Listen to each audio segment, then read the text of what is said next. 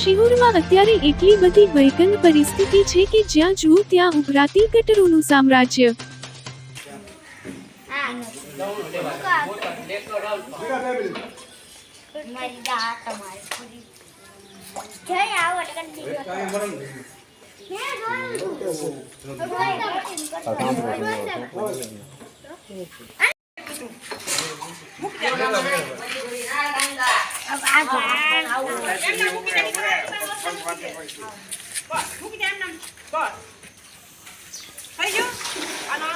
વીડી 12 વાગ્યા લગી બેટિંગ હતું એક અમારા કોર્પોરેટ નું કામ લે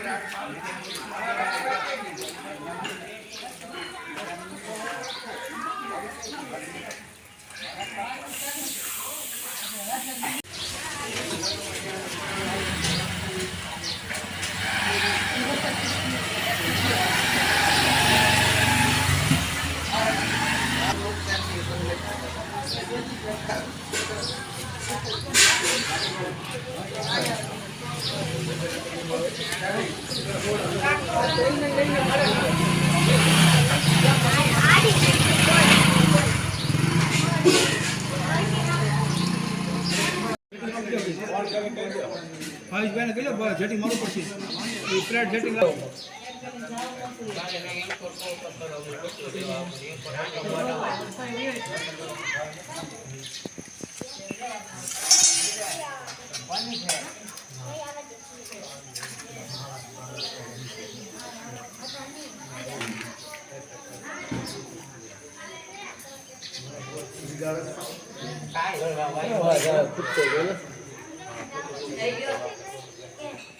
આપ વિરોધ પક્ષના નેતા છો અને આપે ગટર બાબતે શિહોર નગરપાલિકાને અગાઉ રજૂઆત કરેલી છે, તેમજ સામાન્ય સભામાં પણ આ મુદ્દો ઉઠાવવામાં આવ્યો છે, તો આ બાબતથી તમારે શું કહેવાનું થાય? શિહોરમાં જૂના શાસકોના પાપે સમગ્ર શહેર આજે ગટર ઉભરાવાની સમસ્યાથી પીડાઈ રહ્યું છે અને દુઃખ સાથે એ કહેવું પડે કે ભાઈ તમામ વહીવટકર્તાઓને ખબર હતી કે ભાઈ આપણે અહીંયા ગટરની શું પરિસ્થિતિ છે અને શું શું સમસ્યાઓ છે।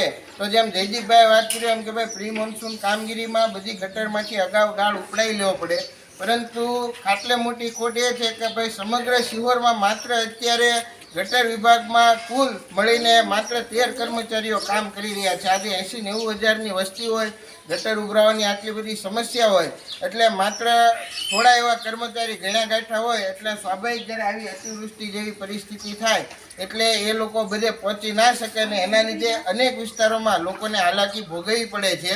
આજે મારે અમારા કાર્યકર્તા જયદીપભાઈનો ફોન આવ્યો, ભાઈ ગટર બાબતે પ્રશ્ન હતા એટલે આજે અમે અહીંયા સ્થળ મુલાકાત લીધી છે।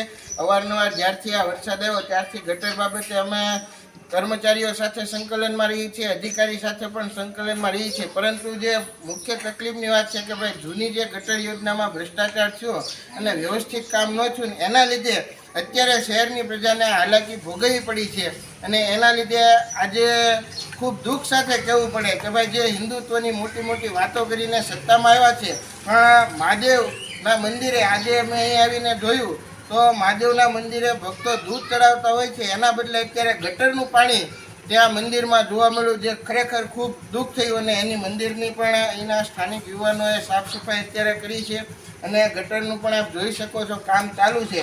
પણ આ એવી વાત છે કે ભાઈ આટલી મોટી વસ્તી હોય, આટલો મોટો પ્રશ્ન હોય ત્યારે ઘણા ગાંઠા કર્મચારીઓ કામ કરે, કેમ કે માનવોની કામ કરવાની એક મર્યાદા હોય છે, એની કામ કરવાની ક્ષમતા સીમિત હોય છે, એટલે સ્વાભાવિકપણે અમારી એ પણ માગણી છે કે ભાઈ એમાં જે કર્મચારીઓ હાલ પૂરતા એમાં વધારવામાં આવે અને જે ગટરની જે કાંઈ પણ હજી આપણને અત્યારે સમય મળ્યો છે તો બધી ગટરોમાંથી ગાળ કાઢવાની પ્રક્રિયા છે એ પૂરી કરવામાં આવે એવું અમારી એક માગણી છે।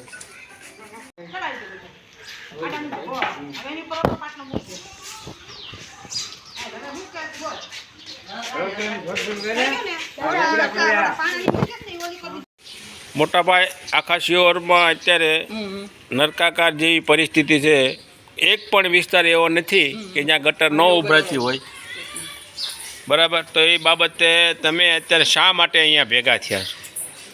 આખા શિવરમાં તમે જોવો તો ખાંચે ખાંચે તમે કે ગટર તો ઉભરાય જ છે, 100%ની વાત છે. પણ હવે તો કહેવાય ને કે 66ના પાપે શંકર ભગવાનને સવાસરમાં દૂધની બદલે ગટરના પાણી ચડાવવા પડ્યા કે ચડી ગયા.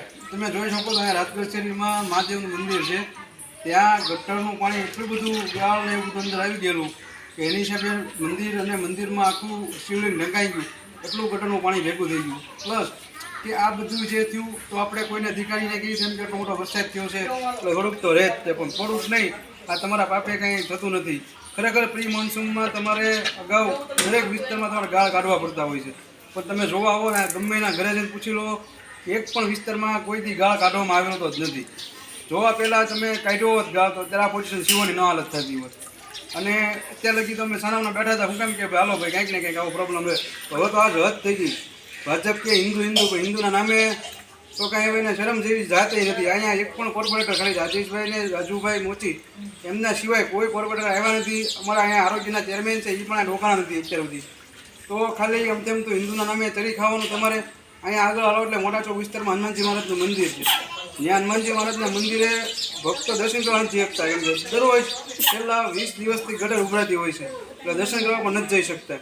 ખરેખર હવે તો આ પાલિકાને કંઈક સદબુદ્ધિ આપે, અને એટલા માટે અમે આજે અમારા વિરોધ પક્ષના નેતા જયરાજભાઈ મોરીને પણ અહીં બોલાવ્યા છે કે એને દેખાડ્યું. જયરાજભાઈ મોરીએ અધિકારીને પણ ઠપકો આપ્યો છે અને ઉપર રહીને ગટરનું કામ ચાલુ કરાવ્યું છે, અને આગામી આવું ન થાય એની ખાતરી આપવા માટે જયરાજભાઈ અમને બાંયધરી આપેલ છે.